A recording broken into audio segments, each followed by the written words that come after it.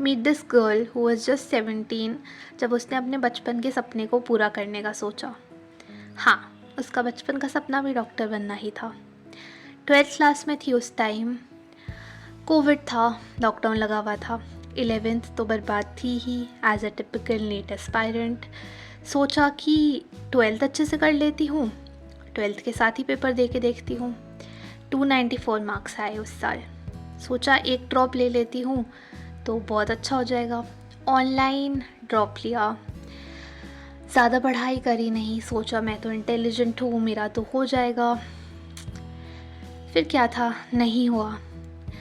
Second drop लेने का सोचा, ऑफलाइन कोचिंग ज्वाइन करी। ऑफलाइन में पता चला कि टीचर्स का कुछ समझ ही नहीं आ रहा है। फिर से क्लासेस छोड़नी चालू कर दी, खुद से पढ़ना चालू कर दिया। लास्ट में आते आते इतना पैनिक कर गई कि इस बार भी सिलेक्शन नहीं हुआ। फिर तो पेरेंट्स भी क्वेश्चन करने लगे कि हो भी पाएगा कि नहीं। सोचा एक और ड्रॉप ले लेती हूँ, थोड़े थोड़े नंबरों से रही हूँ। फिर सोचा यार कि उम्र भी होती जा रही है, बीएससी में एडमिशन ले लिया। But managing BSc along with your NEET prep was difficult। वो हंसी, वो छोटी सी बच्ची जो खुश रहती थी, पता नहीं कहीं गायब ही हो गई। बहुत मेहनत करी बीएससी वाले साल में भी, एक सेमेस्टर तो क्लास ही नहीं लगाई। सोचा कि इतना पढ़ूंगी, रात भर पढ़ती थी। पर इस साल भी नहीं हो पाया। अब क्या जवाब दूँ उस लड़की को जो सपने देखा करती थी कि मैं बड़े होकर डॉक्टर बनूंगी, कि उसकी फ्यूचर सेल्फ वो एक सपना जो सिर्फ वो एक ही सपना देखी पूरे ज़िंदगी में, वो पूरा नहीं कर पाई। नीट की प्रिपरेशन में मुझे 3 साल हो गए हैं। मैंने इन 3 सालों में बहुत सी गलतियाँ करी और बहुत सारी चीज़ें सीखी हुई। बहुत बार पढ़ाई करते करते इतना बुरा लगता था, समझ ही नहीं आता था। कभी पढ़ते पढ़ते टाइम का पता ही नहीं चलता था। कभी दिन के टारगेट्स ही पूरे नहीं हो पाते थे। और कभी कभी तो ऐसा लगता था कि मैं ही तो AIR 1 लाने वाली हूँ। आज भी जब उस 17 साल की लड़की की तरफ देखती हूँ ना, वो कितनी कॉन्फिडेंट थी, इतनी खुश थी अपनी ज़िंदगी में। But now what I'm left with is just an underconfident girl who have developed several problems। मुझे ईटिंग डिसऑर्डर हो गया है। मैं इतनी स्ट्रेस ईटिंग करती हूँ और फिर इतना रिग्रेट करती हूँ लाइफ में कि ये चीज़ें जो कर रही हूँ वो क्यों करी। कभी कभी सोचती हूँ कि उन 10-15 दिनों में कुछ अलग कर लिया होता आखिरी के, तो शायद कुछ अलग होता। पर फिर सोचती हूँ कि ऐसा तो नहीं है, मुझे आता नहीं था, बस वो छोटी छोटी गलतियाँ करके मेरा पेपर ख़राब हो जाता है। इस बार भी इतनी छोटी छोटी गलतियाँ करी है कि क्या ही बताऊँ। फिर कभी कभी लगता है कि जब नीट एग्ज़ाम में अंडर प्रेशर परफॉर्म नहीं कर पा रही हूँ, तो जब मेरे हाथ में एक इंसान की ज़िंदगी होगी, उस टाइम उस प्रेशर को हैंडल कैसे कर पाऊँगी। फिर लगता है यार शायद मैं बनी ही नहीं हूँ नीट एग्ज़ाम को क्रैक करने के लिए। शायद एक फेलियर होना भी बुरी बात नहीं है। 24 लाख बच्चों ने इस बार एग्ज़ाम दिया है। जब मैंने चालू करा था तब तो सिर्फ 17-16 लाख बच्चे पेपर देते थे। अब आज के इस दौर में मुझे ऐसा लगता है कि हर एक बच्चा जो नीट की तैयारी कर रहा है और उसका नहीं हो रहा है, he is not a failure, he or she is a survivor. And तुमको अपनी मेंटल और फिज़िकल हेल्थ का बहुत ध्यान रखना होगा इस पूरी नीट जर्नी में, because I have been through a lot. मैंने बहुत सारी चीज़ें देखी है मेरी नीट जर्नी में। मैंने बहुत सारा पार्ट डॉक्यूमेंट भी करा है।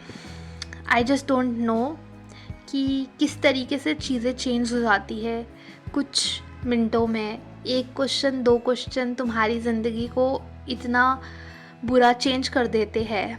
You become from a NEET topper to a dropper. मान लो तुम्हारे वो क्वेश्चन जो तुमने गलत कर दिए गलती से, मान लो वो तुम्हारी OMR की गलती जो तुमने वहाँ पे पेपर में कर दी, जो तुमने आज तक किसी भी मॉक में नहीं करी, वो बहुत सारे बच्चों के साथ हो चुका है, मेरे साथ भी हो चुका है। अब कभी कभी लगता है शायद बनी ही नहीं हूँ क्या, मेरे जैसे इतने सारे बच्चे डॉक्टर बनने के लिए बने ही नहीं हैं। क्या गलती थी उस 17 साल की लड़की की जिसने अपने सपने को पूरा करने का सोचा। आज जब उसकी टीनेज ईयर्स ख़त्म हो चुकी है, आज मैं जब अपने आप को वापस मुड़ के देखती हूँ तो मैंने 3 साल अपनी ज़िंदगी के नीट एग्ज़ाम को दे दिए। मेरी ज़िंदगी नीट एग्ज़ाम के अराउंड ही रिवॉल्व करती है 3 साल से। किसी भी फंक्शन, किसी भी फैमिली गैदरिंग में एक बार भी नहीं गई हूँ।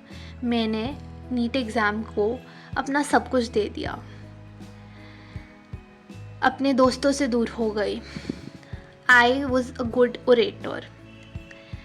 पिछले 3 साल में मैंने एक भी स्पीच या पब्लिक इवेंट कहीं पे भी अपने आप को रजिस्टर नहीं कराया, just because I wanted to clear this one exam. क्या गलती थी मेरी यार जो नहीं हुआ। मानती हूँ कहीं ना कहीं मेहनत में कमी रही होगी, पर फिर दिल मानता नहीं है, सोचता है कि एक फेलियर लड़की की बात कौन ही सुनेगा। But I realize this one thing कि थिक और थिन्स हर एक इंसान की लाइफ में आते हैं। What is important is to handle them gracefully and rightfully.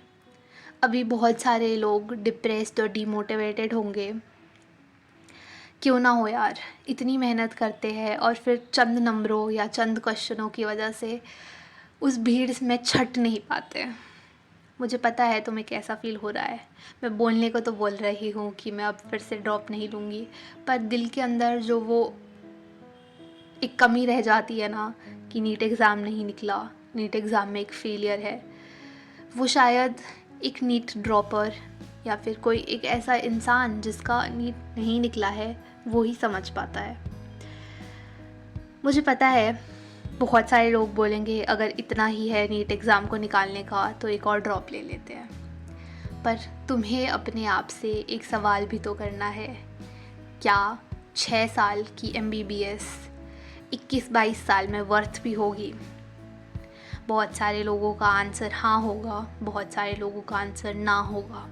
तुम्हें किसी और की नहीं सुननी है कि तुम्हें ड्रॉप लेना चाहिए अगर तुम्हारे इतने नंबर आ रहे हैं। अगर तुम्हें लगता है तुम कर पाओगे तो पक्का ड्रॉप लो,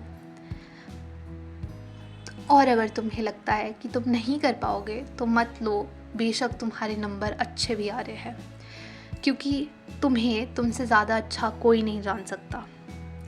मैंने एक और चीज़ भी रियलाइज़ करी कि बहुत सारे लोग MBBS करके भी खुश नहीं हैं और बहुत सारे लोग BSc करके भी खुश हैं।